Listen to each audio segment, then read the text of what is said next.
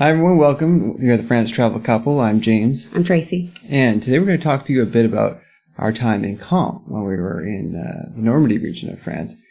We took off for there after leaving Paris, and we'll talk a little bit about, first of all, our impressions and show you some pictures and video of the city itself. We'll show you the Airbnb that we stayed at actually, which is quite lovely. Talk a bit about the food that we experienced there and what Normandy is really known for best. And we'll also talk about one of the major sites that we saw in the city of Caen, which is the Musée Normandie. Quickly we'll tell you about the Caen Market, which we really only saw setting up as we were leaving, but I'll tell you a bit about what we saw. And then we'll answer the question, should you travel to Caen? And give you a recommendation based on our experience. So, want to talk first off? Sure. We arrived in Normandy from Paris. We went right there after our stay in Paris, and we went obviously northwest up until Caen. And then when we got off the train, our first impressions was it was a cute little city, a mix of old and new. Very quickly, almost, we came upon a waterway, which was the Orne River. Orne River. Okay, thanks. Yeah. Running through the heart of the town, which was very cute and close to our Airbnb. You could actually look out the window and see it, so it was quite lovely. And later, we got a great high view of the city when we went up to the Caen Castle, which was up on a hill in the north end of downtown, and it really showcased the city's beauty. Yeah, we really liked Caen. It's a nice little city, and so we got to our Airbnb once we got in there. It was kind of a funky, modern style in a classic kind of older building. Actually, we had to walk up some stairs, no elevator in there, I don't think. We had our own bedrooms, just a simple, clean bed. It was reasonably comfortable. It's all right.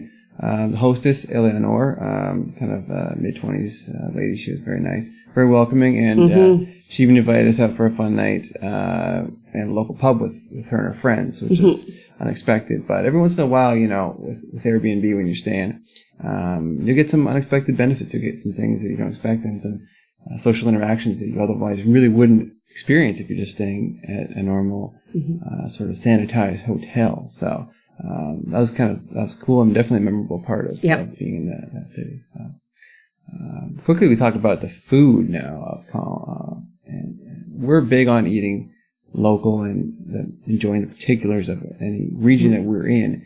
And in Normandy, while watching Rick Steves, which many of you may be aware of Rick Steves, the American travel author, well known, traveling in Europe, he actually covers in one of his videos, and I'll encourage you to find it on YouTube, not too hard to find, the 4 C's of kind of eating in Normandy. There's cider, which they have great cider from local apples there. The local apples are very well kind of renowned and respected in that region. Cider, cream, Camembert, and Calvados. Calvados is actually a liqueur it's kind of special to the region particularly. It's based on those apples, and it's also luckily we managed to sample a little bit. Our hostess had a little special. I think her family makes it. Yeah, and it was really good. It was really strong. Yeah, it's a liqueur. It's definitely an after dinner kind of little drink there, but it was nice, and it was incredible to experience that again. Something you don't usually get staying at a hotel or anything. But, so, why don't you talk about our meal out there in Caen? Sure. The only meal we had out in Caen, James was able to have pretty well all of the foods, the 4 C's that Normandy is known for. Yeah. On a galette or a crepe. So a galette, the difference between a galette and crepe is basically a galette is usually buckwheat and it is savory versus sweet. So I had a more traditional crepe or galette with egg and ham and cheese. But the galettes, anyway, it was absolutely delicious. We also bought a lot from a local store, a Lidl. which was within walking distance for other meals that we ate, including one of our favorites that we found, which was raw Camembert, the local cider, terrine, which we really got a taste for when we were in France, and it's in Paris before that, it's a more of a chunky pâté, I would say. Mm-hmm. Really, really good, and of course our baguettes. So, but yeah, it was the food. We were off to a good start there. Yeah. So after we kind of got in and got our meal, I think the first afternoon there we went to the Musée Normandie. So it's really a museum that it sort of speaks to Normandy's history and culture. It's up in Caen Castle area there. It's sort of just north of downtown. It's an easy walk, I would say, to get there. It's still held, I guess, the Caen Castle. That whole area's kind of got the old gate you can kind of see there. It's when we were there was some school tour groups going through there, so probably pretty common for that to happen. The museum itself featured a whole bunch of it was a mishmash of things that I didn't expect necessarily. So there's clothing that you would have seen worn by past generations of Normandy residents. There's a bit on the history of cider and Calvados making, as mentioned, important to the region. Some artifacts particular to that region themselves there. Pottery and ceramics that would have been found in that region. Old forms of money from the area, actually, and beyond, which is unexpected. Ancient knives, helmets, bones were marked as early as 5000 BC, so very, very old. And then there was just kind of a random big chart, not particular to Normandy, but just talking about human history and evolution and over time. So it kind of ties together a number of things. But the most interesting part to me, at least, was kind of the region-specific pieces there. Now, don't be mistaken, this museum is not going to be on the level of the kind of things you might experience in Paris by any means. But at €3.50, it's not a terrible price for just to get some local history and spend some time there and get a feel for it. Also, as I mentioned, once we were up on that Caen Castle area, we were able to walk up to a little viewpoint there and really see the whole city from one view, which is kind of cool. So I think I got a shot to show you that. All right, so that kind of encapsulated a lot of time in the city there. On the way out, we searched out the Caen Market. So it's a big market every Sunday in Caen.